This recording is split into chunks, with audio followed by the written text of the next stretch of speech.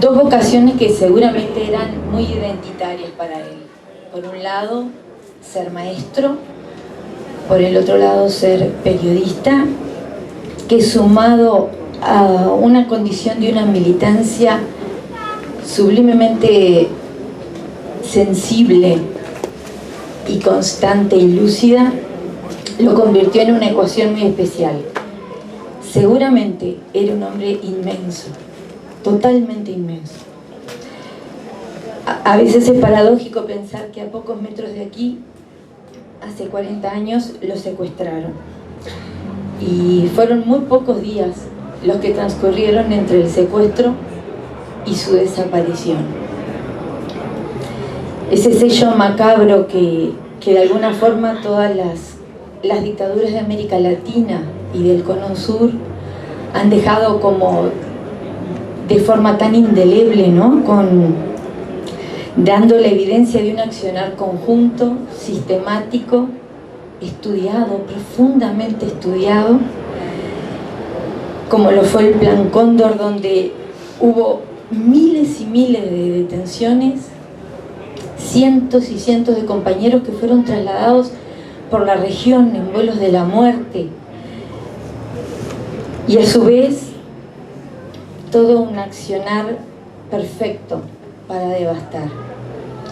La tortura, que fue totalmente ensañada y descarnada, el asesinato, la violación de ellas y ellos en todos los centros de detención, el robo de los bebés y la desaparición forzada conformaron las prácticas más habituales de lo que caracterizó seguramente el periodo más oscuro de nuestra historia. La desaparición forzada es probablemente una de las manifestaciones más crueles del terrorismo de Estado, no solo por el padecimiento de la víctima, sino por el impacto devastador que genera en su familia, en sus amigas y amigos, en su comunidad, en toda su sociedad, en el tejido nacional que integraba, y además la comprobación hoy día de que sus secuelas trascienden más de una generación, por lo menos 3. Son un colectivo afectado de forma indeleble. La persona no está ni viva ni muerta. Se la considera en el estado de desaparición un no ser. Eso hace que no se le reconozca su carácter humano. Y esa condición del desaparecido le suprime todos los lazos que lo vinculan con todos aquellos que fueron sus contemporáneos. Es la forma más cruel de quitar la identidad y la temporalidad de una persona. Y eso probablemente sea en nuestro país uno de los ejemplos más fuertes de alteridad, porque no solo es el Estado, sino que es su propia sociedad quien le quita y le sustrae su calidad humana. El maestro Julio Castro educaba para pensar, alentaba y estimulaba a los maestros que eran generadores de seres con pensamiento crítico. Era, en el mejor sentido de la palabra, un provocador, porque le dolía la injusticia, le dolía la desigualdad, la falta de oportunidad, le dolía la pobreza, le dolían los vulnerables, le dolían los que no accedían a tener una instrucción y que mañana fueran personas libres. Pero también denunció el abuso, denunció toda la tortura en América Latina, denunció el destrato, denunció la ignominia, la perversión del poder en manos de los represores, y denunció toda forma de desigualdad. Es sabido que el mecanismo atroz aplicado por los represores y torturadores llevaban a la degradación y a la humillación más profunda que persona alguna pudiera soportar. Hablaba este accionar de desintegrar el ser, pero al desintegrar el ser había que desintegrar el pensamiento. Creo si hay algo que puede ser más simbólica que ese acto cobarde y totalmente inhumano que le quitó la vida al maestro Julio Castro, fue que lo ejecutaron de un balazo en su cabeza. Tenemos que matar al hombre, hay que matar al pensamiento y hay que matar a cualquier persona que se atreva a contagiar esa capacidad de trabajar en elevar a la condición humana. Creo que no solo pasó por su tortura, sino que ese final fue como un mensaje para todos nosotros. Pero desde lo profundo de la tierra, él emergió y nos devolvió en esa dualidad tan polarizada, quizás una de sus mejores lecciones. Comulgamos en ese entonces con una profunda indignación, de las más hondas, porque daba rabia, había rebeldía, esa tristeza profunda de reconocer el error ejercido y padecido, y junto a una especie también contradictoria, hasta culposa, del alivio de sentir que estábamos haciendo lo correcto, que no estamos equivocados en seguir buscando. Debemos de buscar el destino de cada uno de las compañeras y los compañeros desaparecidos. Debemos de seguir buscando la verdad de qué le pasó a cada una de nuestras asesinadas y asesinados políticos. Debemos seguir buscando y encontrando a cada uno de los responsables. Y hay que recordarle cotidianamente a quienes hoy tienen las posibilidades y potestades de hacer que eso sea posible.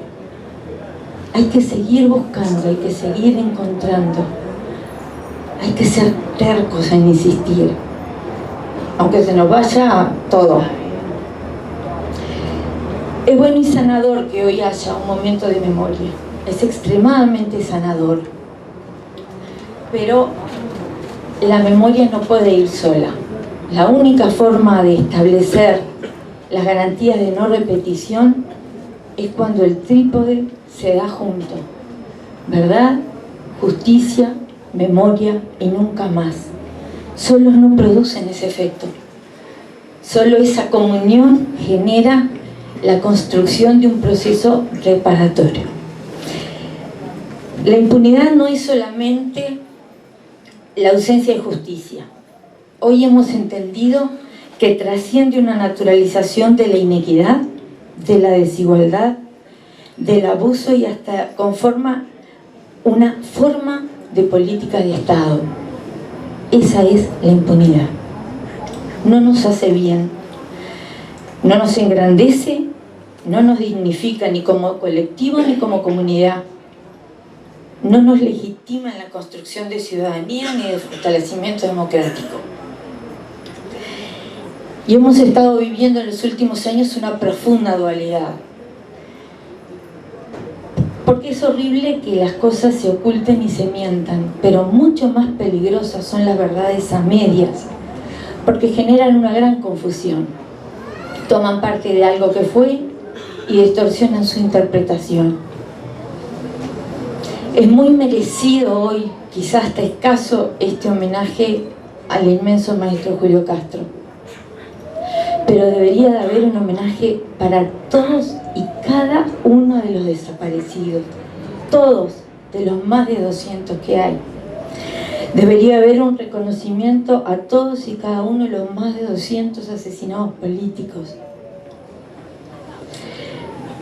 Solapadamente hoy criminalizamos la pobreza y criminalizamos la protesta. Pero aceptamos que haya personas que torturaron, que fueron represores, que están en lugares públicos, que dan clase, que presiden clubes sociales, que caminan con nosotros. A la víctima se le reconoce su condición de víctima en un expediente exhaustivo para poder tener el derecho a una reparación. Ese mismo relato pasa al ámbito judicial y resulta que tiene que probar todo y ni siquiera alcanza. y una prueba se tranca.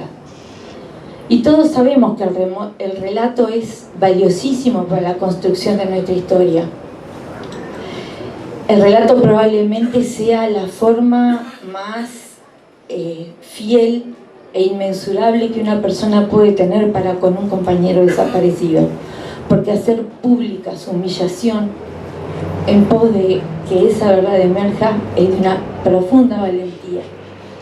Sin embargo, nuestra sociedad no lo reconoce hasta que no pasa por una causa y existe una sentencia. Y es como que toda esa verdad queda oculta en un expediente que después no se vuelve a abrir. Esas dualidades hacen daño, me parece. Pero sí tenemos ya concepciones binarias. Nadie hoy es capaz de decir que no existió el terrorismo de Estado. ¿Lo hubo o no? Y lo hubo. Que las consecuencias afectaron a un tejido social ayer y hoy también. Y no nos podemos permitir esa disociación que diga que hoy ver el pasado reciente está disociado de las realidades desiguales y desparejas que hoy tenemos. Pessoa decía que la esperanza es un deber del sentimiento. Y yo quiero sentir que seguimos teniendo la esperanza de buscar a todos y cada uno para una construcción de ciudadanía mucho más fuerte y mucho más democrática. Muchas gracias.